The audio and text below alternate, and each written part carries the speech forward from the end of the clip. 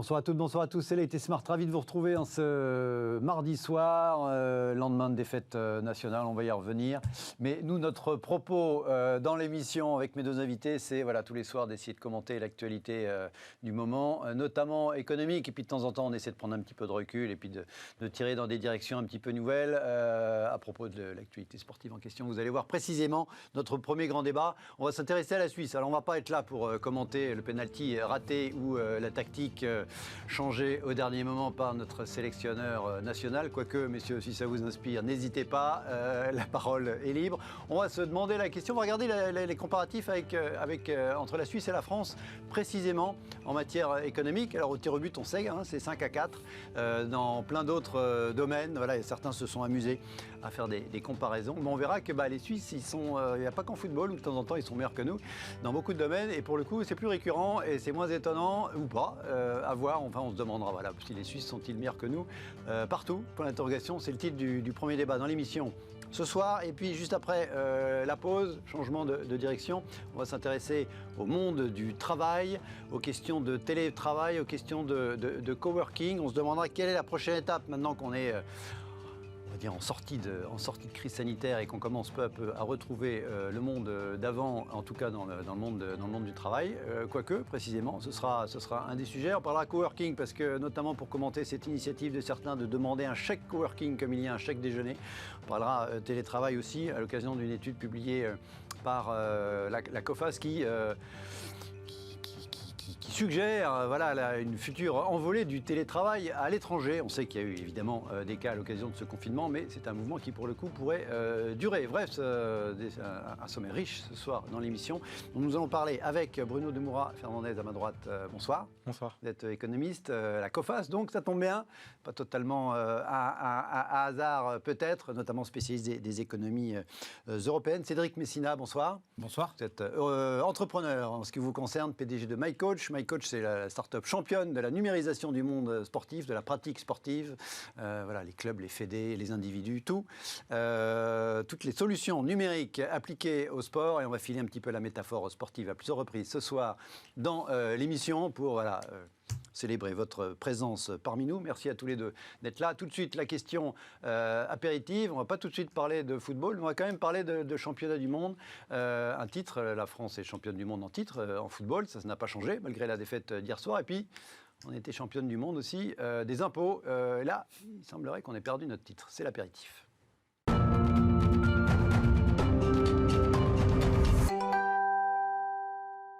L'apéro donc pour démarrer l'émission. La France n'est plus championne du monde des impôts. Regardez ce papier, ce billet en tout cas, cette information dans le quotidien L'Opinion. La France perd son titre de championne du monde des impôts. Journaliste, le confrère qui dit l'Hexagone n'a pas dit son dernier mot. Il devrait retrouver la première place dès 2022. C'est évidemment ironique. Qui nous chipe la place ? Cette fois-ci, le Danemark. Alors manifestement, c'est un jeu entre la France et souvent les pays scandinaves sur ce sujet, ce titre de champion du monde des impôts. Est-ce que c'est quelque chose... Alors encore une fois, je le redis, c'était ironique la remarque du quotidien. Bon, c'est à la fois une performance, entre guillemets, c'est à la fois un handicap. C'est quelque chose qui nous rapproche, en tout cas sur ce critère-là. On va parler d'autres comparaisons européennes tout à l'heure. C'est quelque chose qui, très souvent, nous rapproche de nos pays voisins un petit peu plus loin de Scandinavie. C'est un titre dont il faut être fier, Bruno Fernandez, Bruno Demoura. Ni fier ni honteux. En fait, on finance un système social, un système qu'on a choisi, qui est l'une des spécificités, l'une des caractéristiques françaises. Et c'est vrai que, en fait, surtout, si on compare simplement les impôts, on n'est pas vraiment extrêmement élevé au niveau mondial. Mais en revanche, oui, ce qui nous différencie du reste, c'est les cotisations sociales, cotisations pour financer... Oui, là, c'est les impôts au sens très large, donc c'est globalement les prélèvements. Voilà. Tout à fait. Et c'est pour ça qu'en fait, quand on dit on est très taxé, en fait, pas tant que ça. Ça dépend où. Purement, voilà. Au global, oui, mais... Mais exactement. Mais après, c'est des cotisations sociales. Et donc, les cotisations qui financent système de retraite, système d'assurance chômage, d'assurance maladie aussi. Donc après, c'est vraiment, encore une fois, une question de système social qu'on finance. Et puis même là, on l'a très bien vu pendant la crise. La limite maximum, on va dire, le plafond de chômage partiel qu'on pouvait avoir, c'était autour de 5 000 €, 4 fois le le SMIC, on sait bien que dans les autres pays, c'était pas du tout ça. Au Royaume-Uni, on était à 2000 pounds à peu près maximum, etc. Donc il y a des inconvénients à cette taxation, mais c'est aussi souvent pour financer un autre système social. Voilà. Est-ce qu'au sein des prélèvements obligatoires, il y a des différences très criantes entre l'enveloppe de prélèvements obligatoires en France et historiquement ce qui se pratique en Scandinavie, parce que c'est aussi l'État-providence qui fait que, à la Scandinave, qui fait qu'ils sont aussi en tête des classements. Alors en fait, c'est assez difficile parce qu'il y a des pays où on finance par exemple l'assurance maladie, mais pas avec des cotisations sociales, mais avec de l'impôt sur le revenu, donc assez difficile à dire, mais c'est vrai que globalement en fait, on est sur un financement qui est important des deux côtés, mais encore une fois aussi parce que en fait, des deux côtés, on a des populations qui veulent cette protection-là, et on voit bien que dès qu'on veut toucher au système de retraite ou d'assurance maladie, qu'on évoque un financement privé, c'est tout de suite le branle-bas de combat. Donc voilà, c'est la contrepartie. Il y a des prestations en face qui font qu'aussi qu'on est un des pays les plus redistributifs. Sinon, la fameuse étude de l'INSEE là, qui ajoutait tout, effectivement, pour comparer les inégalités brutes au départ et à l'arrivée, y compris en intégrant l'utilisation des services publics, ce qui était assez nouveau. Et on passait entre le premier décile et les derniers déciles, on passait de 1 à 13 ou quelque chose comme ça, à 1 à 3 à la fin. Donc effectivement, voilà, ce titre, il y a des choses en face, même si on peut sûrement faire mieux. L'entrepreneur, quand il voit qu'on est champion du monde des impôts, qu'on perd le titre, qu'on va peut-être le récupérer, il se dit quoi ? Vous voyez les deux côtés, vous voyez les prestations, ou en tout cas l'État-providence d'un côté, puis de temps en temps, quand il s'agit de signer les chèques ou de faire des virements à l'État ou payer des cotisations. On a été un pays où il y a eu le plus d'aide, en fait, pour supporter la crise. On a atteint 420 milliards qui ont été notamment participés au plan de relance. Oui. Alors ça, c'est tout cumulé, je crois, sur 3 ans. C'est le delta de la trajectoire de finances publiques. Donc il y a eu quand même... Maintenant, c'est quels effets, en fait, cette aide va engendrer sur la croissance. C'est aussi simple que ça. C'est pas tout d'aller vers la subvention. Je crois qu'en termes numériques, puisque c'est ce que je connais, on est un des pays les plus incitateurs, clairement, avec la BPI, avec la Caisse des dépôts, qui si on prend sur la map européenne... BPI, elle n'est pas censée être financée par l'impôt, mais... Je suis des raccourcis, mais... Indirectement, vous avez raison. En tant qu'entrepreneur, indirectement, clairement... Non, il y a un enjeu de taille, c'est de réussir à faire une génération d'entrepreneurs qui apparaît un petit peu comme le vigie à cette crise-là. Et c'est une des réponses. Et là, clairement... Je crois que le chiffre que vous avez donné qui est le plus significatif, c'est qu'on reste champion du monde sur les charges patronales, notamment et salariales. Et c'est ça qui est plus délicat, notamment en termes d'employabilité. Et c'est ce qui va sans doute être une belle transition. Alors, c'est peut-être pas la première thématique, mais la deuxième sur le flex working, avec le danger qui pointe son nez. Mais on l'abordera tout à l'heure assez longuement. Oui, d'accord. En attendant, on va revenir sous une autre forme, la comparaison intra-européenne entre les économies, avec un petit clin d'œil au match d'hier soir. On en reste là sur ce titre de champion du monde des impôts. On verra si avec quelle vitesse on récupère la couronne. On imagine que on est capable de faire vite, on est capable de vite récupérer ce empressement sur la réforme des retraites. De toute manière, il faut trouver des solutions. Ah oui, alors là, c'est pour réformer, pour le coup, effectivement. Vous avez raison. Allez, tout de suite, France-Suisse. L'autre match, c'est notre premier débat dans l'émission.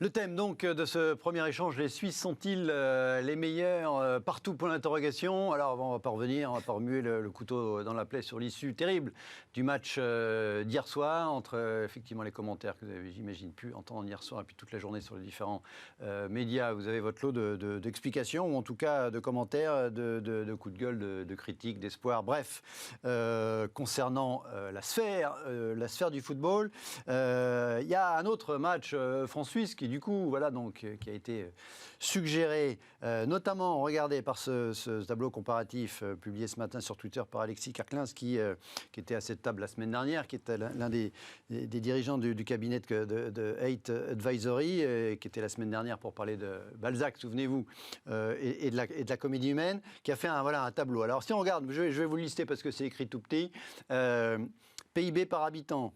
Suisse, 82 000 $, France, 40 000 $. Indice de développement humain, donc là on est très proche, mais il est quand même supérieur. En Suisse, 0,955 versus 0,901. Taux de chômage, source OCDE, 4,4 en Suisse, 8,4 en France. Là, il compare des chiffres 2019. On a un petit peu des chiffres un petit peu, mais pour avoir des données comparables. Et puis de toute façon, on est dans les ordres de grandeur. Le Human Freedom Index. Donc globalement, on est sur les notions de droit, de liberté d'expression, etc. Suisse 2e, France 33e. Dette publique sur PIB, là, évidemment. À nouveau, la France championne du monde, pas loin. 118% pour ce qui est de la France. Là, c'est les chiffres post-crise. Là, c'est les chiffres récents, 2021. 43% du PIB de dette publique en Suisse. Et puis, voilà, pour le petit clin d'œil, tir au but, juin 2021, Suisse 5, France 4.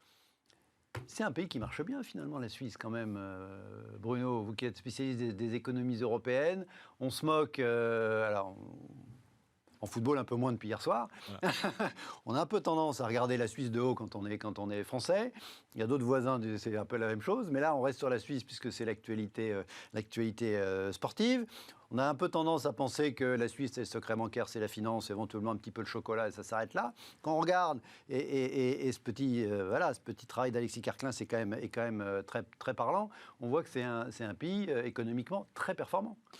Oui, globalement, c'est un pays qui... Rappelons qu'il n'est pas dans l'Union européenne, à ceux qui auraient des doutes, effectivement, par rapport à ce sujet. Alors, et que d'ailleurs, ils viennent de refuser le renouvellement. Ils ont clashé sur le renouvellement des accords avec l'Union européenne. Alors, ça n'empêche pas de commercer avec nous, heureusement, des deux côtés. Mais qu'est-ce qui fait que l'économie suisse, alors c'est son côté un petit peu... C'est le côté germanique qui l'emporte sur le côté francophone, les bonnes performances économiques, selon vous, Bruno ?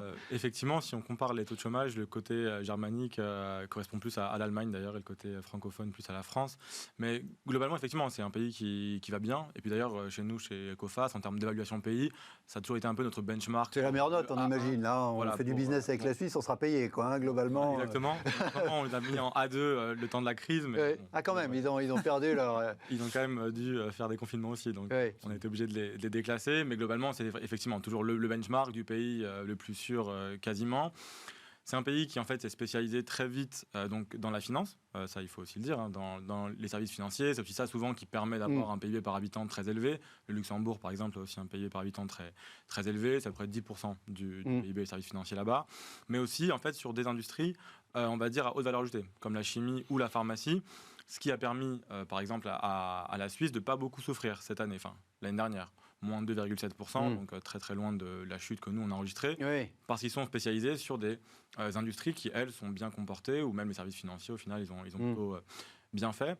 Et puis ensuite, il y a effectivement cette rigueur budgétaire, parce qu'on a vu là la dette publique, mais avant la crise, en fait, sur les 15 dernières années avant la crise, il n'y a eu que 2 ans de déficit public en Suisse. Donc on voit que c'est effectivement une économie qui marche plutôt bien, alors qu'il y a aussi des défis, par exemple en termes de vieillissement démographique. Ils essayent donc de contourner ça avec de l'immigration. 1/3 de la population active est immigrée. Mais on va dire que globalement, c'est effectivement un pays qui a une économie extrêmement saine. Oui, avec vous le disiez, pas mal d'industrie, même une proportion de l'industrie qui est supérieure à la nôtre maintenant, compte tenu de la désindustrialisation du pays. Quelle image vous avez de la Suisse, vous, l'entrepreneur Au sport, avec un associé qui s'appelle Hugo Loris, qui était fondateur de MyCoach.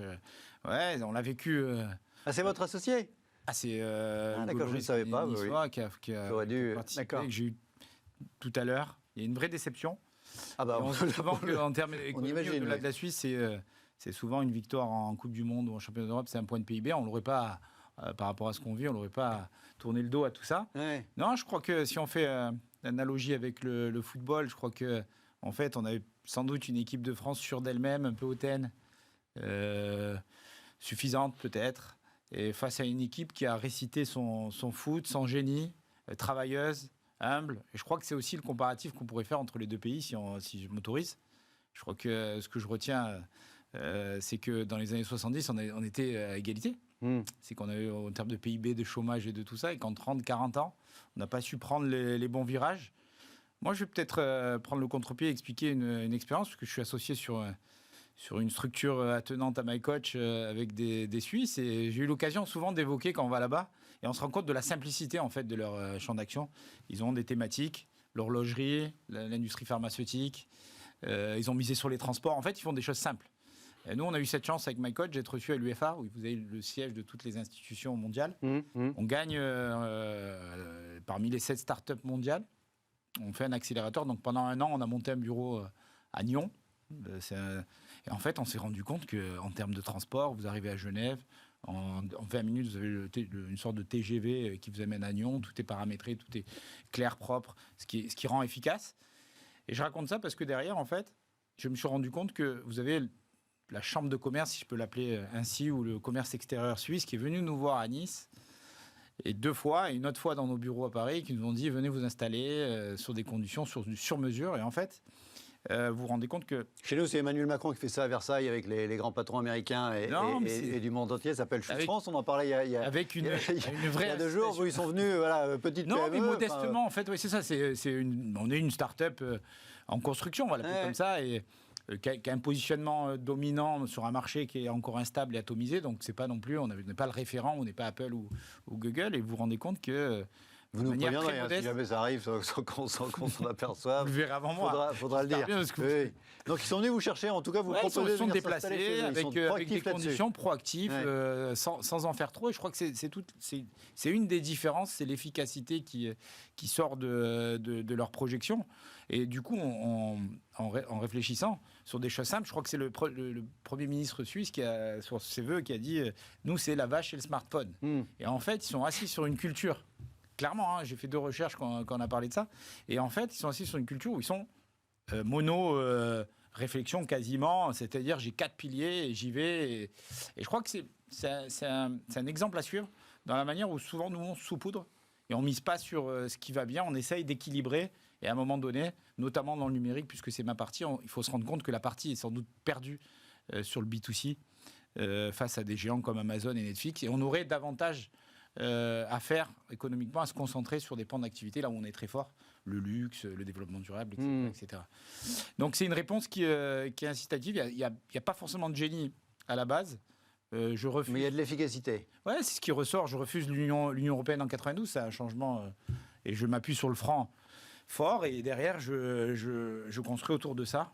Sur une valeur travail et sur mes associés qui sont à Genève. Justement, quelle différence quand vous travaillez avec des Suisses versus travailler avec des Français? Est-ce que vous ressentez une différence? Ça peut peut-être. C'est la culture. Sur notre première discussion, il m'explique, il me dit, tu sais, il y a eu un référendum. C'était il y a 2 ans. Ouais. Il y en a régulièrement. Ça fait partie de leur façon de démocratique. Et en fait, c'était le référendum s'opposait sur le nombre de congés payés. Est-ce qu'on passe de 4 ou 5 semaines? Et je ne sais plus si c'est le canton de Valois ou la Suisse elle-même. On refusait. C'est la population qui a refusé en disant nous on a trop de vacances aujourd'hui. Il faut qu'on reste sur nos 4 semaines. Et c'est toute une pour moi, une image de leur engagement, de leur vision très pragmatique. C'est pas tout à fait envisageable chez nous, c'est ça ce que vous suggérez. Je ne suis pas sûr que ce soit envisageable chez nous, qu'on puisse voter pour moins de vacances. Discuter avec... voilà. Non, mais c'est au motif que ce ne serait pas efficace pour la prospérité du pays. Par rapport aux besoins en l'état de l'économie suisse. Voilà, je crois qu'ils ne dérogent pas à leurs règles. Nous, on est rentré dans une structuration plutôt sur une vision de quelle manière le sport numérique peut avoir une empreinte, et notamment sur l'usage des data. Et quand vous creusez, on voit qu'ils sont déjà sur l'économie de demain. Typiquement, tout le monde connaît Nestlé et les fermiers. Il y a une grosse agriculture en Suisse. Et derrière, ils sont déjà, par exemple, dans le CBD. C'est-à-dire qu'ils ont déjà anticipé sur des champs de chanvre. Ce qui est fou, c'est que vous m'avez dit tout à l'heure, ce que vous avez dit tout à l'heure sur l'économie, la sûreté, le COFAS, c'est que tous les data centers, notamment, des grosses données sécurisées, sont la plupart en Suisse. Et quand on creuse, ils ont tout de suite compris que tout ce qui est crypto, tout ce qui est data center de haute volée... Ça allait bien avec leur culture du coffre-fort. Voilà. Et on est déjà on est déjà dans l'économie de demain, et celle qui fera qu'accentuer en fait la différence avec sans doute la France et d'autres. Et donc sur le terrain hier soir, vous avez vu cette rigueur qui conduit à l'équilibre budgétaire en fait. Du génie dans l'équipe suisse. Je crois qu'on méritait largement de gagner. Et en fait, c'est l'illustration. Je crois qu'on était largement au-dessus. 3 coups de génie, dont le gardien qui arrête un penalty, un but extraordinaire de Paul Pogba. Mais et en même temps, remonter à 3-1 quand vous êtes face à des champions du monde, il faut avoir la niaque quand même, il faut y croire. Et donc là, ils y ont cru. C'était écrit d'avance, c'était un schéma d'une rigueur absolue. Ouais, on pourra l'interpréter, ça se joue à rien de toute manière. Hein. Oui, ça, a fortiori, les terrobuts, 5 à 4, rappelons par rapport, mais la différence est plus importante sur le PIB par habitant. Les témoignages du travail avec les Suisses, ça correspond effectivement à ce que disent peut-être un peu plus d'un point de vue macroéconomie les chiffres sur le pays. Ça reflète ça ? Oui. Alors, il y a probablement des questions aussi culturelles sur la façon de travailler, même si on sait bien que la culture n'est pas forcément unique en Suisse. On a évidemment le côté germanique, le côté francophone, et puis aussi le côté roman. Mais après, effectivement, c'est une économie qui va bien et qui, en fait, représente encore une fois vraiment une sûreté. C'est-à-dire qu'ils empruntent à taux négatifs. Les taux à 10 ans, ils sont négatifs depuis très longtemps. On a eu un petit rebond au-dessus de 0% en 2018, mais sinon là on est encore en taux négatif. C'est un pays qui en fait doit même essayer d'abaisser ses taux de politique monétaire le plus possible pour ne pas trop attirer de capitaux, parce qu'en fait le franc suisse c'est la valeur refuge par définition en période de crise en fait. Ils ne veulent pas qu'il soit trop fort. Voilà, et il est déjà très fort, exactement, il est déjà très fort et ils peuvent se le permettre parce qu'ils sont encore une fois spécialisés sur des industries on va dire à haute valeur ajoutée, donc ils peuvent se le permettre. C'est aussi pour ça qu'ils ont des très gros salaires et que ça ne pose pas forcément de problème pour leurs exportations. Mais in fine, effectivement, on se dit que ça va quand même globalement mieux que chez nous et que même en temps de crise, en fait, personne ne doute vraiment de la capacité des Suisses à rembourser leurs dettes, etc. Et puis après, en termes politiques, c'est aussi extrêmement stable.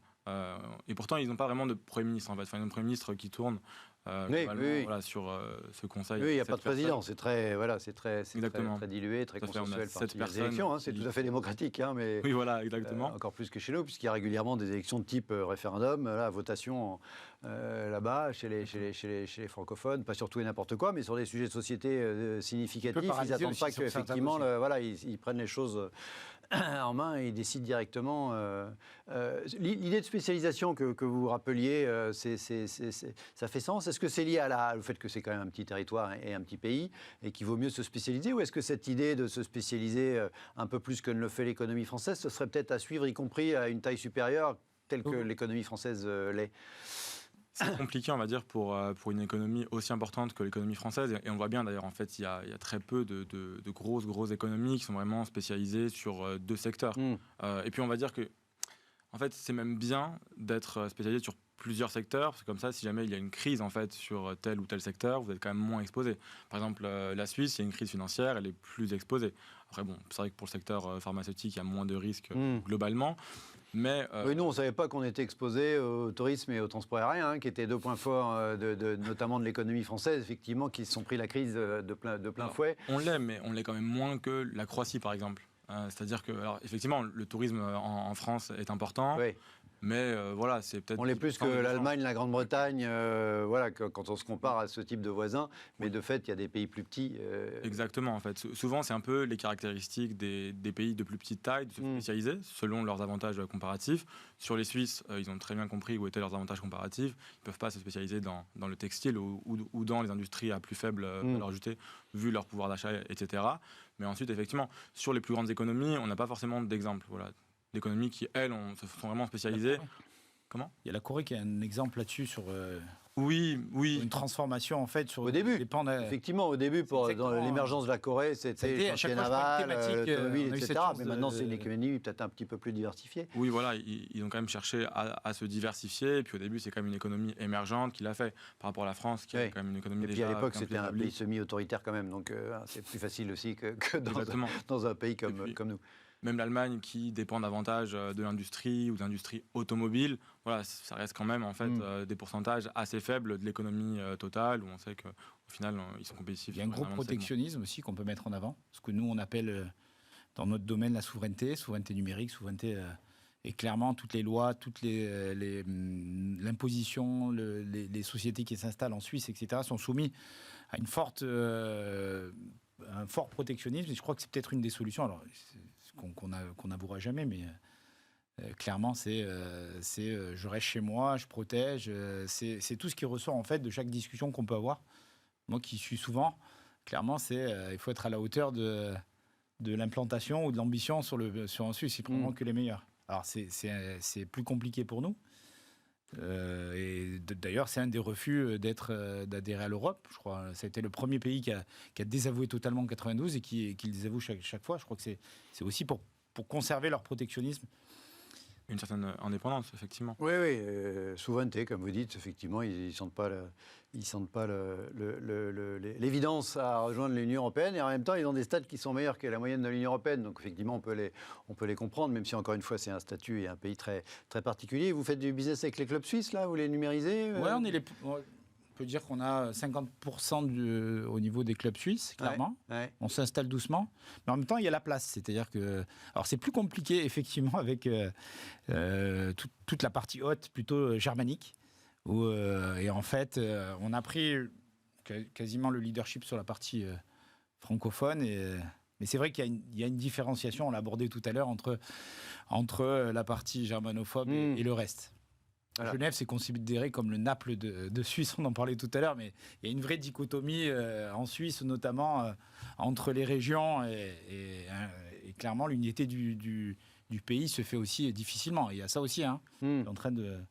Oui, mais manifestement, ils le vivent assez bien. Oui, ça tient assez bien. Ça tient mieux. Je pense qu'il y a moins de tiraillements quand même qu'en Belgique, où le pays est quand même sérieusement fracturé aussi sur cette barrière thématique de linguistique et culturelle. Effectivement, avec chaque côté du pays qui regarde pour l'un vers la France, pour l'autre vers les Pays-Bas. Et qui votent de façon complètement différente, pour le coup, en Belgique, avec la Wallonie qui vote à gauche et de plus en plus à gauche, et les Flandres qui votent de plus en plus à droite. Ouais. Bon, donc ils ne font pas que marquer des pénaltys, les Suisses. Regardez, pour ceux qui vous voulez aller plus loin, il y a toutes sortes de sources. Mais voilà, je voulais ce soir rappeler, et notamment mettre en avant ce tableau qui avait été fait par Alexis Carclins là, rapidement ce matin, suite au match. Dire que c'est pas juste... il ne faut pas juste les regarder de haut, les Suisses, ni sur le football, manifestement, ni même sur les performances économiques. Allez, on marque une courte pause. On se retrouve dans un instant. On va changer complètement de sujet. On va revenir chez nous et s'intéresser aux évolutions du monde du travail. On va revenir chez nous. On va parler de télétravail à l'étranger. Donc, ce n'est pas que revenir chez nous. À tout de suite.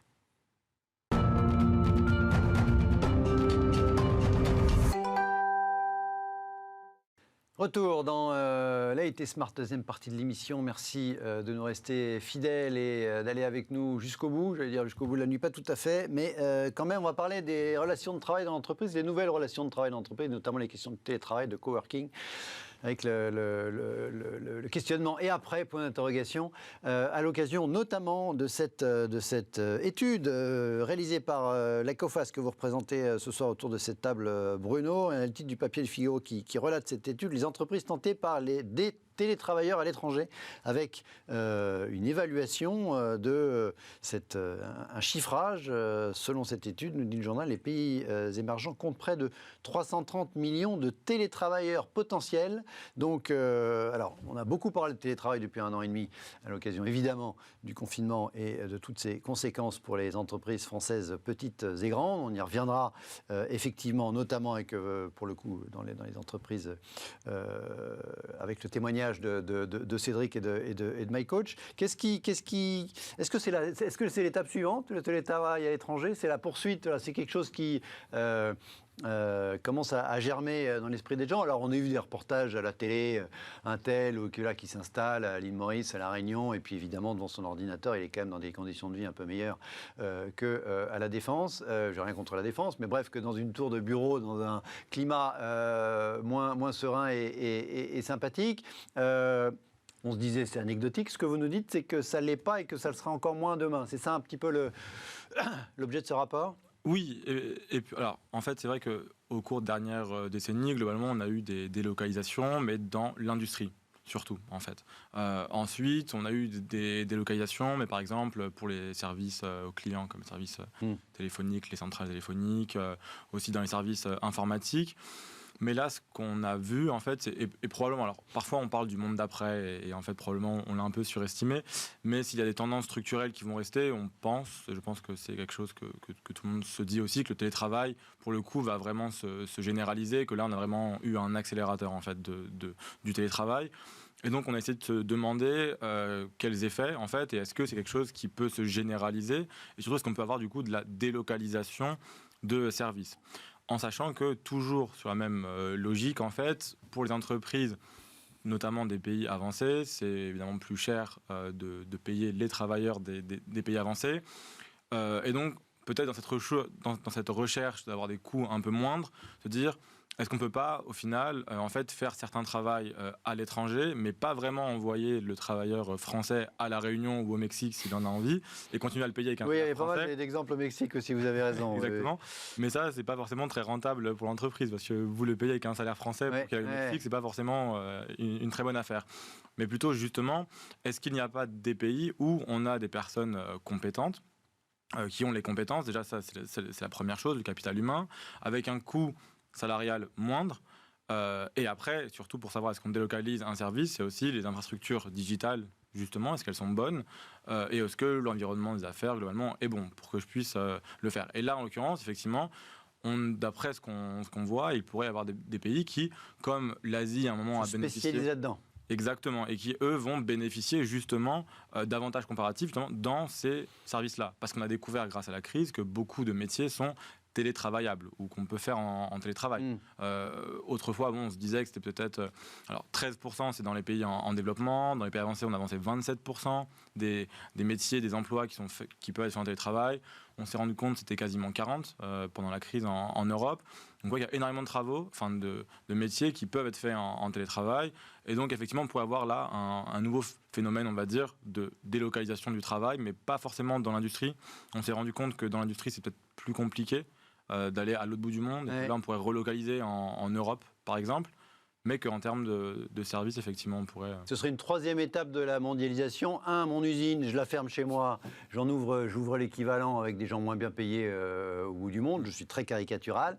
Deuxième étape, les call centers, c'est-à-dire du travail à priori faible valeur ajoutée, en tout cas sur le papier, que je délocalise notamment dans des pays qui parlent la même langue que moi ou pas loin.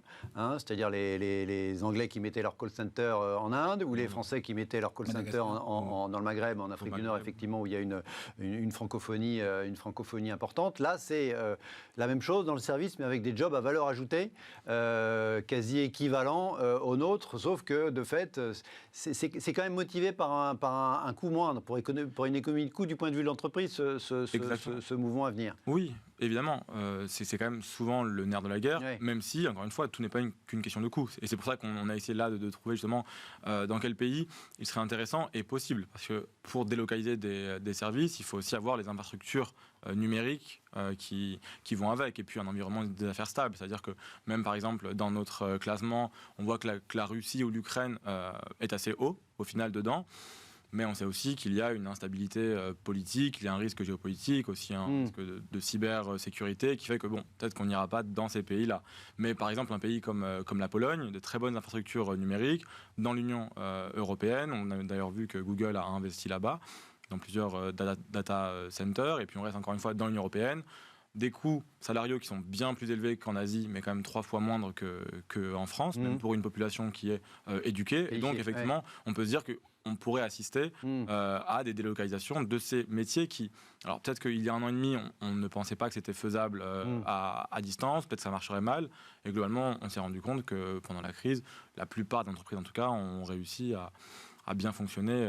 On a vu que ça marchait, donc on n'est pas du tout dans le cas de Sup qui s'installe à l'île de Ré ou au Mexique pour effectivement continuer son activité devant son ordinateur. Là, on est dans une logique beaucoup plus industrielle, ce que vous évoquez effectivement de peut-être troisième mouvement de la mondialisation, avec de fait la délocalisation d'emplois qualifiés rendus possibles par les réseaux numériques qui font qu'aujourd'hui la qualité est là, et le confinement chez nous a montré que les entreprises tournaient et que ça marchait. Alors pour le coup, dans votre logique, votre expérience depuis 18 mois de télétravail chez MyCoach, on le vit au quotidien, clairement. Vous en êtes où et quel bilan vous faites Si je relie télétravail, coworking et après je miserais davantage sur le et après, c'est le quotidien, c'est le well working. Ouais. Je crois qu'on pourra en parler. Mais les avant, vous avez beaucoup été en télétravail là depuis 1 an et demi ? On l'est, et là, du coup, on a repris depuis un moment, et clairement, on a maintenu une partie du télétravail. Alors c'était un débat interne, on l'a maintenu. Jusqu'où ? Voilà, c'est ça, combien avec des problématiques. En fait, je crois qu'on n'a pas assez de recul sur les effets. Et si je prends un peu je parlais du well working, c'est déjà dépassé pour moi coworking télétravail, c'est plutôt le bien-être au travail. C'est-à-dire que il y a l'effet, j'ai plus envie d'être dans les transports, j'ai plus envie de la réunionnite aiguë. Le premier, ce qui ressort, c'est la qualité de vie. C'est que j'ai envie de me faire un footing à 15h, chercher mes enfants à l'école et j'ai une certaine élasticité en fait dans ma fonction. Ça ne veut pas dire que je travaille moins, mais ça veut dire que je travaille comme je veux et je privilégie en fait mon bien-être au-delà de l'impact dans mon quotidien, dans mon travail. Alors, il y a un effet incroyable, c'est celui du dynamisme, de la fidélité à la boîte, etc., de l'envie c'est-à-dire qu'on travaille à tout moment, mais l'effet pervers, c'est qu'on travaille généralement 7 jours sur 7, on arrive moins à décrocher avec la problématique qu'il peut avoir derrière, que cela peut engendrer. Et l'effet négatif aussi, c'est que forcément, coordonner, quand vous avez, nous on est 40, coordonner 30 ou 40 personnes qui travaillent sur un projet, c'est plus complexe. Et clairement, ça devient souvent un casse-tête entre les uns et les autres à trouver un moment commun, un moment de réflexion pour des dossiers qui sont souvent assez sensibles. Dès qu'il y a de toute manière de la valeur ajoutée, c'est toujours plus compliqué et ça remplacera jamais la chaleur humaine. Pour répondre derrière, je crois que c'est un fantastique. Tout à l'heure, on a parlé de My Coach Nice et de la Côte d'Azur avant le débat. C'est une fantastique opportunité pour les régions. Je crois que c'est aussi comment décentraliser et comment pouvoir avoir une incitation économique sur chaque région et de se dire comment on peut expliquer aujourd'hui comment on peut travailler. On peut avoir 4 personnes à Nice et un dirigeant qui fait les allers-retours et qui fait la représentation à Paris, ce que je fais moi. Clairement, c'est faisable en maintenant une activité en région sud avec le soutien de sa région. Clairement, ça peut être aussi, si les régions s'en rendent compte après les élections, une fantastique opportunité pour décentraliser. Les risques qu'il peut y avoir, nous, on les touche du doigt. Hein. On en a parlé, vous m'avez posé la question, c'est clairement...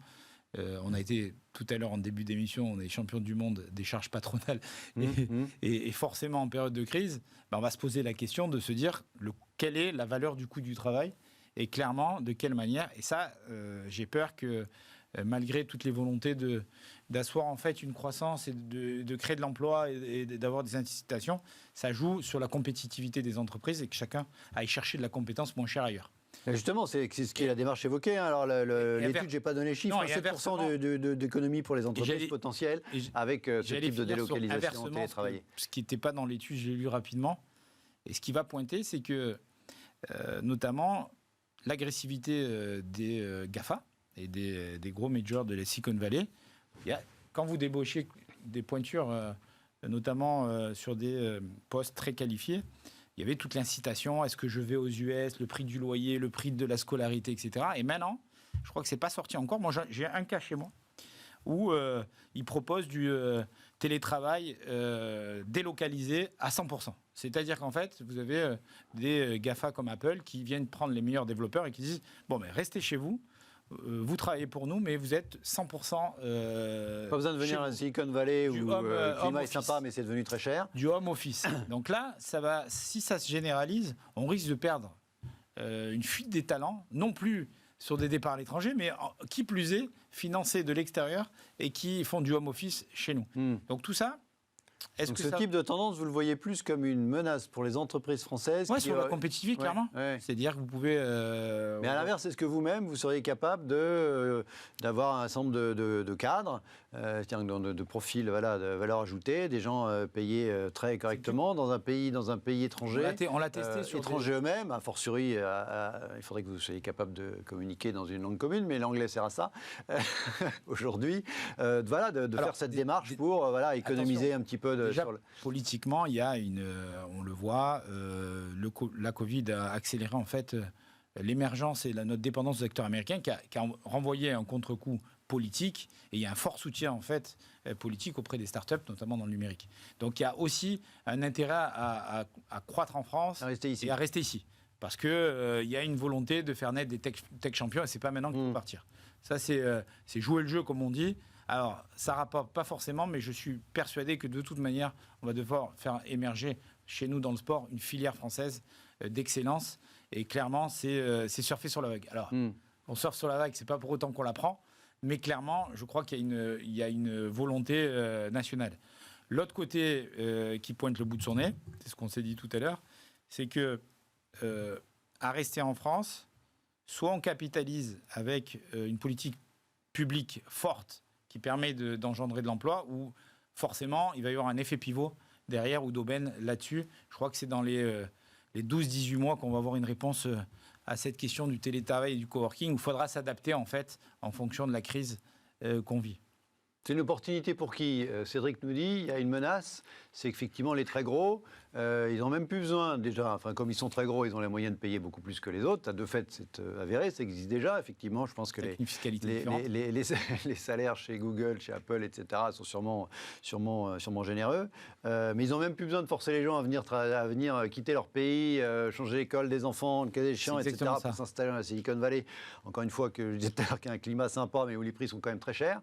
Restez chez vous, vous travaillez pour nous, vous êtes en télétravail complet. C'est de fait cette tendance que vous identifiez dans cette étude, à qui elle va bénéficier, à qui elle risque de bénéficier le plus et éventuellement à qui elle risque de nuire le plus, soit en termes de type d'entreprise, soit en termes de pays d'ailleurs. C'est vrai que nous, d'ailleurs, on cite dans cette étude un sondage qui avait été réalisé auprès des directeurs d'entreprises aux États-Unis. Et avant la crise, il n'y avait que 12% d'entre eux qui se voyaient en fait créer des emplois totalement délocalisés et télétravaillés à l'étranger. Et maintenant, 36%. Donc on voit que c'est une vraie tendance de fond, Oui. en plus de personnes se disent que c'est possible, comme justement vous l'avez mentionné, Amazon. Et ça, évidemment, en fait, qui, on va dire, va le payer ou qui pourrait le payer, ce sont les travailleurs des pays développés, en fait, qui sont plus chers, hein, il faut le dire, que dans d'autres pays. Mais comme en fait, globalement, c'est ce qui s'est passé avec la délocalisation et la mondialisation sur les secteurs à plus faible valeur ajoutée. On a eu les classes populaires des pays développés qui ont été les perdants de ce mouvement-là.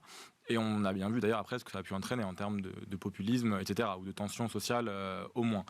Et c'est vrai que ce qu'on mentionne dans cette étude-là, c'est qu'à partir du moment où il y a des perdants et qui sont dans les pays avancés, on pourrait effectivement aussi avoir des tensions en fait, parce que tous ces mouvements-là, on ne fait pas d'omelette sans casser d'œufs. Donc au final, ces personnes-là qui reviennent, on va dire, plus chères relativement, et qui vont être les victimes de ces emplois délocalisés, vont être les perdants, et ça peut encore une fois entraîner des tensions.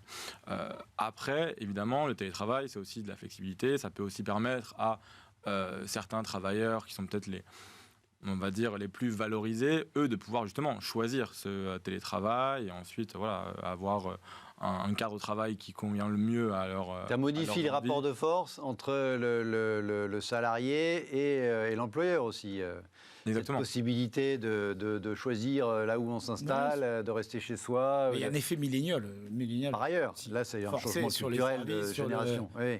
C'est inéluctable. C'est-à-dire que, en fait, cette génération dont on est sur la fin, nous, a imposé en fait une culture différente, celle de la messagerie interne, celle des échanges réguliers, la fin de la réunion, de l'agilité, sont des termes maintenant qui, en quelques années, font office de régulateurs. En fait. Oui, mais comme vous dites, on ne sait pas, c'est encore trop tôt pour savoir si c'est gravé dans le marbre, si on ne travaillera plus jamais comme avant, s'il y aura des retours de flamme. Attention à la désociabilisation aussi. Oui, c'est une thématique qui n'est pas abordée. Oui, justement, oui. Mais aussi, en fait, je pense que effectivement, la nouvelle génération, du coup, veut vraiment être, on va dire, le plus flexible possible et agile. Mais encore une fois, le revers de la médaille, c'est que on va être en concurrence de plus en plus avec justement ces élites ou en tout cas ces travailleurs qualifiés des pays en développement ou émergents. Alors qu'avant, en fait, à partir du moment où vous aviez un travail qualifié, globalement, c'était des services qui ne pouvaient pas être délocalisés. Donc en fait, vous étiez en concurrence seulement avec les gens qui coûtent aussi cher que vous globalement dans votre pays. Donc ça peut aussi effectivement engendrer des tensions, pousser à la productivité. Mais après, effectivement, quand ça se passe bien, ça peut vraiment être quelque chose de très positif. Mais après, oui, alors ce qu'on dit là, et c'est pour ça qu'on ne dit pas que 100% des emplois vont être, qui peuvent être délocalisés vont l'être. Oui, on part sur quelque chose comme un quart de ces emplois-là. Mais c'est vrai que sinon, après, il y a aussi des métiers qui ne peuvent pas être délocalisés. Il y a des métiers où, alors, et même nous, on le voit très bien d'ailleurs, c'est-à-dire qu'on est en télétravail, mais aussi. Et de plus en plus maintenant, quand il va y avoir un événement, il est important d'aller voir le client. Le contact humain reste quand même très important dans beaucoup de métiers. Après, ce qui est vrai, c'est que dans les métiers des services financiers ou de l'information, de la communication, on a peut-être plus de marge ici pour pour être en télétravail. Vous citez l'Inde, l'Indonésie ou le Brésil, qui est, par définition, c'est des pays assez peuplés, donc ils disposent d'un nombre de télétravailleurs potentiels important, avec globalement un niveau de formation, des qualifications très correctes, qui font que c'est voilà, c'est potentiellement les gagnants. Enfin, je ne sais pas s'il faut raisonner en termes de gagnants et de perdants d'ailleurs. Oui, voilà. Mais à ce jeu-là. Mais même l'Inde, en fait. L'Inde est tellement grande que même s'il y a 10 ou 15% des étudiants ou des jeunes qui peuvent en fait au final faire ces travails très qualifiés, on va dire, ça veut dire tous les emplois chez nous. Oui, ça c'est exactement. Compte tenu des volumes très vite, voilà, oui. 50 millions de personnes. Donc c'est pour ça aussi qu'ils sont parmi les gagnants. Et c'est surtout encore une fois là sur le coût du travail aussi en fait qui représente ça. Derrière, sur d'autres critères, et c'est pour ça que j'ai mentionné la Pologne. À partir du moment où on parle d'infrastructures de qualité, on sait qu'il y a la Pologne qui a 2 fois plus de serveurs internet par tête que l'Espagne, par exemple, donc qui est vraiment équipé. Après, on a aussi des pays comme la Russie aussi, mais bon, là, il y a d'autres questions qui se posent. Donc c'est un peu un tout, en fait. C'est pour ça qu'il n'y a pas forcément un gagnant, mais c'est des gagnants sur différents critères. Et puis après, évidemment, on sait bien que c'est en perpétuelle évolution. Donc ces pays-là vont aussi investir, probablement en sentant ces opportunités, vont aussi investir dans les infrastructures numériques. Et voilà. Sans être forcément oiseau de mauvais augure, quand on voit ces évolutions technologiques, voilà, la numérisation au cœur de votre métier, Cédric, les réseaux, etc. Il faut faire attention à pas, voilà, que ce soit pas aussi négatif à terme pour des vieux pays comme le nôtre, comme disait M. de Villepin à l'époque. Non, il y a une redistribution des cartes, clairement, et je crois qu'on avait un sujet, on parlait d'Amazon, c'est que on se disait qu'Amazon était à égalité avec les 3 Suisses. Alors on parlait de la Suisse tout à l'heure, qui était égalité en termes il y a 40 ans avec la France. Je crois qu'il y avait le même nombre d'employés de chiffre d'affaires il y a 20 ans, avec les 3 Suisses qui ont fait faillite 20 ans après, et Amazon est devenu ce qui... Là, aujourd'hui, c'est simplement... Enfin, c'est pas simple, mais ces changements-là vont anticiper l'économie de demain, notre positionnement de demain. Et je crois qu'il faut avoir une véritable vision. Alors nous, dans le sport, c'est comment garder les licenciés, comment éviter, par exemple, quand vous avez... une application comme Strava que beaucoup utilisent dans le cyclisme, comment demain ça ne devient pas le référent et celui qui organise des compétitions et à la place du Tour de France, vous voulez dire. C'est exactement ça, ou son propre championnat de France. Ouais. En fait, il peut y avoir tout un changement culturel et un choc économique qui peut engendrer notamment la donnée, c'est pas simplement les serveurs comme on disait tout à l'heure, c'est surtout l'économie de demain. Allez, pour terminer ce débat, un autre sujet qui est le même sans être le même, qui est dans le même genre de domaine, autour du coworking et cette proposition de...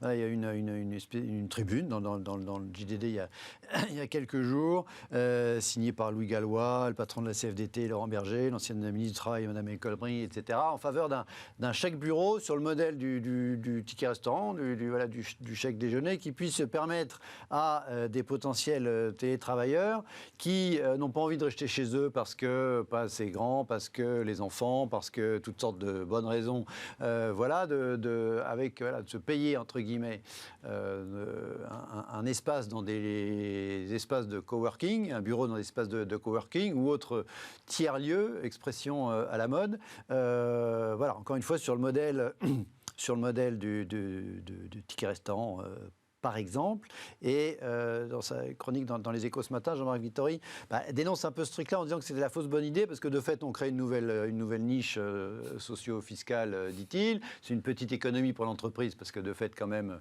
elle paye moins de mètres carrés, etc. Pour le salarié en question aussi, sauf que ça ne profite qu'à quelques-uns, encore une fois, les salariés des grands groupes, etc., alors que c'est payé de fait, puisque c'est une niche fiscale par l'ensemble de la collectivité. Cette idée d'un chèque bureau, vous parliez du well working ou du working well là, tout à l'heure. C'est plutôt des services. Le well working, c'est des services.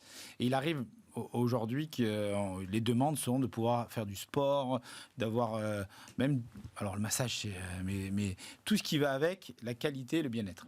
Et proposer un chèque bureau à des salariés pour qu'ils aillent dans des espaces de coworking plutôt que rester chez eux. Je ne suis pas sûr que le coworking, quand on voit les difficultés qu'un groupe comme WeWork a eu dans sa recapitalisation et dans le manque de... C'est un peu reparti, ils ont un gros problème financier, mais après ils n'ont pas fermé. Mais on se rend compte qu'il y a entre l'espace de coworking qui n'est pas forcément un endroit hyper agréable aujourd'hui où vous êtes entassé. Il y a toutes sortes d'exemples, non enfin, Mais il y a une recherche totalement différente. On parlait des services, mais c'est surtout de se dire de quelle manière on sort. Il y a entre l'espace de coworking partagé et le chez-soi où je travaille en pyjama. C'est un peu ça, en fait. C'est quel intermédiaire on crée. Donc ça peut être...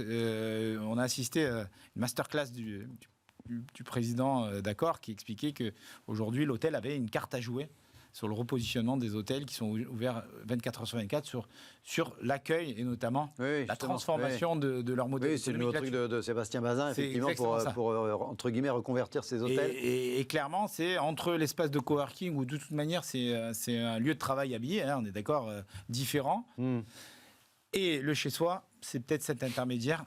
Je suis d'accord avec vous d'en faire une niche fiscale. Je ne suis pas certain que ça profite. Bruno, vous avez envie de demander un chèque bureau à votre employeur pour pouvoir profiter de tiers-lieux à votre guise, en partie financés par l'entreprise?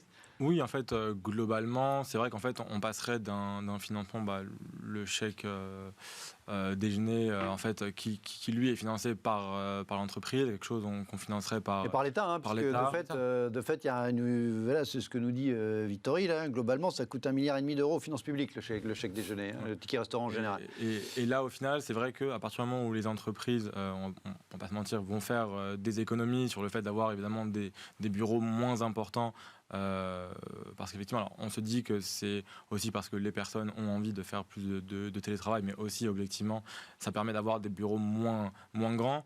On a effectivement des économies qui se font pour les entreprises.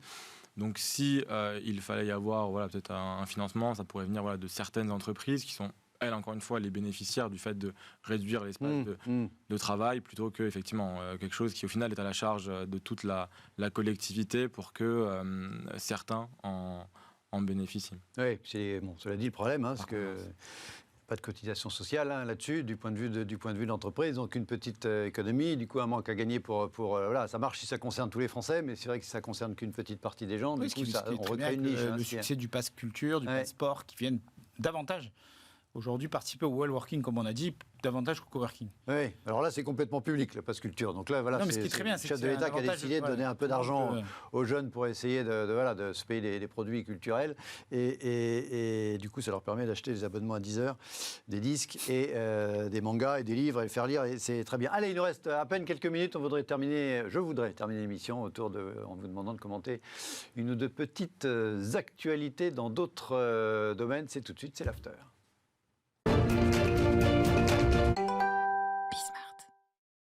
Nous avons démarré l'émission avec le classement des pays champions du monde des impôts. On le termine, ou presque, avec le palmarès 2021 des pays où partir vivre à l'heure de la retraite. C'est le Figaro qui a passé au crible comme ça les données de 17, nous disent-ils, 17 pays prisés des retraités français, coût de la vie, logement, fiscalité, climat, santé, vie sociale, activité physique, essentielle. Voilà ce que donne le palmarès. Premier rang, l'Espagne, deuxième rang, la Grèce, troisième rang, le Maroc, quatrième, l'île Maurice, cinquième, le Portugal, l'Italie, je m'arrête là, Pays-Bas, Suisse, huitième.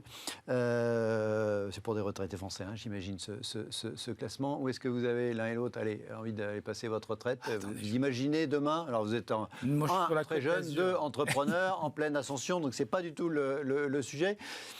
Ça vous paraît, l'idée d'imaginer passer sa retraite à l'étranger quand on est français, pour des raisons, toutes les raisons évoquées, ça vous parle? Sujet parce qu'on vient d'aborder le flex working, le coworking, et puis on a cette chance de. Non, mais vous travaillez à Nice, donc vous êtes déjà au paradis, là, vous. Oui. C'est exactement ça.